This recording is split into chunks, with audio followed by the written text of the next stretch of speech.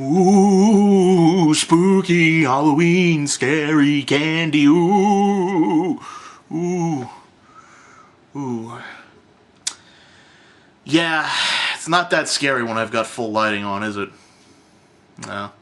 You know what else wasn't scary? A game I played back in the day. Once. Must have been 7 or 8 years old back then, and I played it once with a bunch of my friends on Halloween. That game? Friday the 13th. Apparently, that game was so mean, so bad, so gore-filled, that I couldn't play it. My parents wouldn't let me play it. Our parents wouldn't let us play it. Our friends' parents wouldn't let us play it. But one Halloween, we got the living room to ourselves. So we threw ourselves a little party, and we bit into the forbidden fruit. And my, did it taste absolutely horrible. I played the game once. This is the second time in my life I've ever played this game. And it's all thanks to you, Internet, for making me semi-popular. So for the second time in my life, I'm going to play Friday the 13th.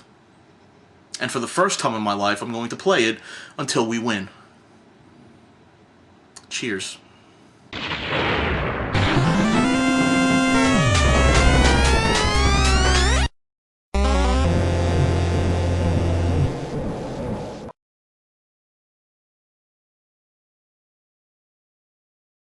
Look, I'm not gonna lie, this isn't a good game. Friday the 13th has so many problems that it's probably not worth your time or effort to even play, and yet, somehow, I forced myself to do it. The first problem you're gonna run into is the map screen. Pressing start brings up the map screen, which shows you your position. It's a handy little feature, except that moving right or left on the game screen doesn't necessarily mean you're going to move right or left on the map. For as crappy as it is, this is actually a really neat little feature. Essentially, as you move right, your map screen icons follows the road to the right, as if you were actually following the map. So if you started at the bottom of the map and moved to the right, you would eventually start moving up the right side of the map, only to loop around and start moving left at the top of the map, as you're moving right on the action screen. It's a confusing paradigm, I know, but just think of it this way. You're moving in a big circle, but the map itself never moves. The controls in this game just stink. Sometimes they respond to you quickly, other times they like to take their sweet damn time and just wait a bit before they do what you ask them to do. It's annoying. Of course, that's only a minor annoyance. The bigger annoyance are the pseudo 3D sections. You know, like the ones we had in Fester's Quest. They're back in this game, only they're slow as hell and can be really confusing. Fake 3D in a 2D game just does not work. It would help if the controls were a touch more responsive. Actually, scratch that. It would help if the controls were a hell of a lot more responsive. Sometimes I think the game hasn't responded, so I press the button again, only to get moved around twice. The hell is that about? So, you have to be slow, methodical, and play the 3D sections like you're too incompetent to press the buttons quickly. The other problem? Jason. Oh, not me, you idiot. The dude is a badass in the movies, and he's no slouch here. Unlike me, because I wouldn't be able to hunt you down. I'd probably give up after eating my 14th cheeseburger. His attacks will hurt you, and he's almost impossible to dodge in the later levels. Speaking of problems, this game, believe it or not, has multiple levels. Yeah, it's broken up into 3 days, and you have to kill Jason 3 times to beat the game, as if killing this bastard once wasn't enough of a problem. Oh yeah, that's right. Killing this guy once is a problem. You see, you may get multiple camp counselors, but they're really very useless. Every time one of them dies, you just might as well restart the game. Each time one dies, you start from the beginning of the game, and have to go through all of the motions you've already gone through. Like lighting all the fireplaces. We'll talk about the fireplaces in a second, but really, I've dwelled on the negative for too long. Let's talk about the positive aspects of the game. It's short. You get a choice between 6 characters. The blonde prissy guy and the middle girl are both really fast, and I really recommend you use them. Speed is essential in this game, and using any other character is a waste of time, especially considering that the slow guys don't even hit any harder. The goal in this game, kill Jason 3 times, but you can't really find him. He comes after you. That kinda sucks, because you'll often be completely bored without anything to do until Jason strikes. But it's also a good thing because it gives you time to get equipped. The game has multiple items and weapons to acquire. Your weapons include a rock, knife, machete, axe, torch, and pitchfork. You start off with the rock, and it's pretty pathetic. It flies over the heads of zombies and takes 3 shots to take off 1 bar of Jason's health. The knife, well, it isn't much better, but at least it flies straight. The machete and the axe function exactly like the knife. They fly straight. Thankfully, they do much more damage to zombies and to Jason. The axe isn't easy to find either. You need to go through the woods to find a locked cabin. If you have the key, a random drop from zombies, you'll be able to enter and grab the axe. Good luck finding your way through the forest, though, since it's almost impossible to navigate without a map. Finally, there's a torch and the pitchfork. First off, let me tell you that I never got the pitchfork. The damn thing is incredibly difficult to get. You have to kill the reanimated head of Jason's mother, and if Jason is incredibly difficult to kill, she's 1,000 times more impossible. How do you get to her? Well, you know the cave in the middle of the map? Yeah, she lives in there. Of course, the place is completely dark, so finding the bitch is almost impossible. But there is a secret to it, and it involves finding the torch. Getting the torch isn't obvious in the least. In fact, it's probably the most obscure weapon in video game history. In order to get it, you have to light every fireplace in the game. All this really involves is going to every large cabin on the map and lighting the fireplace inside with your Bic lighter. That's a lot easier said than done, though, for a couple of reasons. First, you have to navigate the awful map. Second, you have to navigate the god-awful pseudo-3D cabin sections. And finally, every once in a while, you're gonna run into Jason. Yeah, running into him is a problem in this game. One of 3 things will happen. He'll randomly appear in the cabins, randomly appear on the side-scrolling levels, or he'll try to kill another character or the children. The most common way of running into him is to seek him out. He'll actively try to kill the other characters in the game. When this happens, the possibly most annoying sound in the game will loop, over and over again, until you get to the cabin that he's at. Search through it, and fight him for a short time. When you're fighting Jason, all you really need to do is dodge his attacks by being very specific with the D-pad and pressing down left or down right, not just down because this isn't Punch-Out, and then time your attacks so they hit him before Jason runs away. It's a lot easier said than done, though, because the controls are just god-awful. Who the hell thought that pressing diagonally down left or right on the NES joypad was a good idea? Oh, and on days 2 and 3, this gets to be nearly impossible. Jason moves faster and he hits harder than before.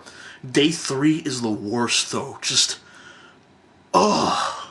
Do enough damage to Jason and you'll scare him away. That's right, you don't kill him at first. Now, if you run into him at a random chance in a cabin, it's basically the exact same experience. You fight him until he runs away. The side-scrolling section is a bit different. This is when the game turns into an impossible clusterfuck. 1. Jason's way too big. Jumping over him takes more practice than it's worth. 2. The knives Jason throws move way too fast, especially on the easy day. 3. Jason throws these things way too fast, and reacting to them with the delayed controls and loose movement is nearly impossible. 4. Move too far to the edge of the screen and you take damage. What the hell is that about? Did they steal a page out of the Dragon's Lair playbook here? Jesus. So how do you survive against Jason at all? You need the torch. So like I said, you gotta light all of the fireplaces on fire. These are really easy to find since they're just big cabins on the map. Aside from Jason getting in the way, this is a really simple process. Just go around, find the fireplaces, and if you have the lighter, they light automatically when you discover them. There are a couple of things you can screw up though. First, if you somehow manage to move away too fast, the fireplace won't light and will never light.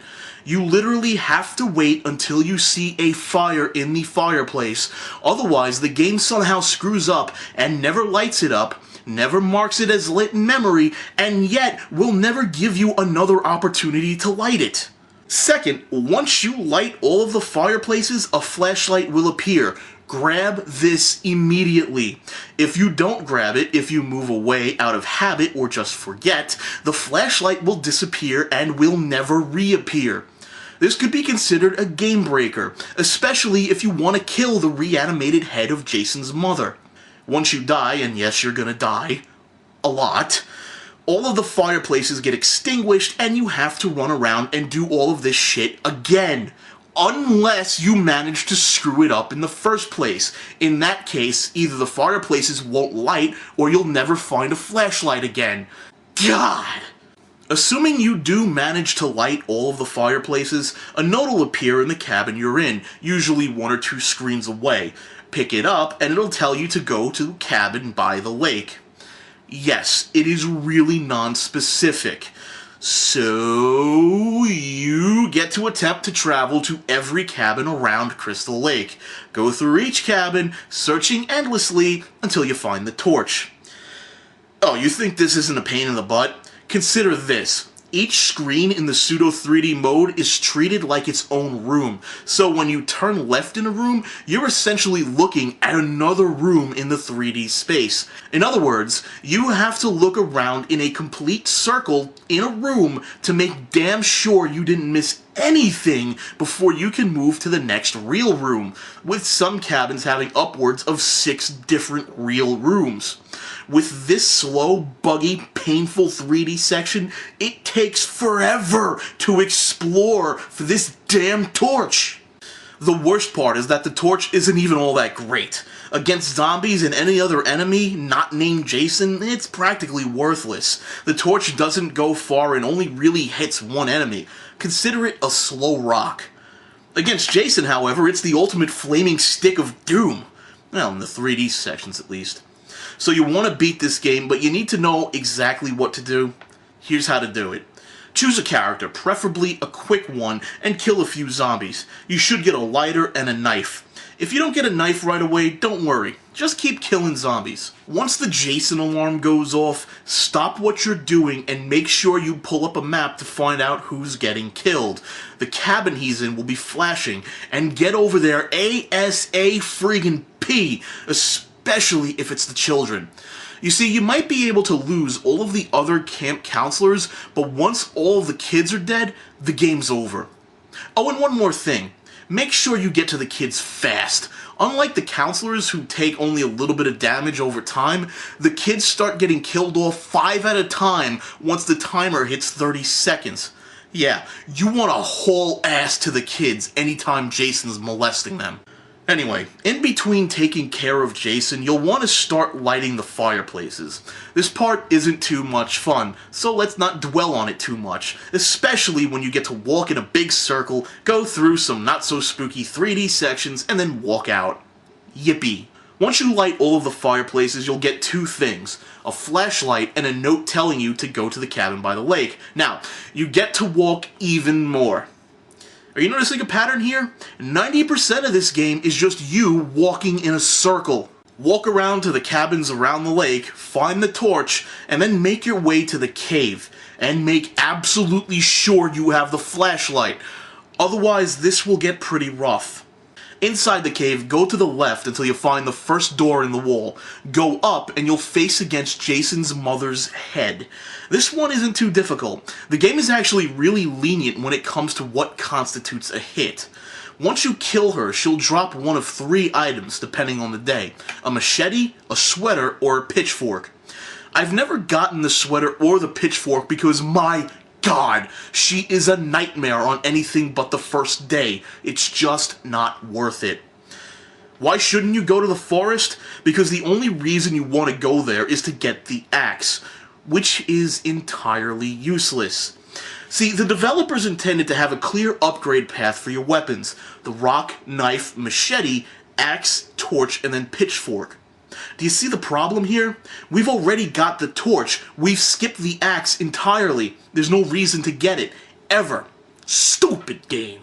Alright, so the name of the game is to kill Jason, right? So how do you kill him? Well, in the 2D platformer mode, I'd recommend not trying to kill him, just survive until he runs away.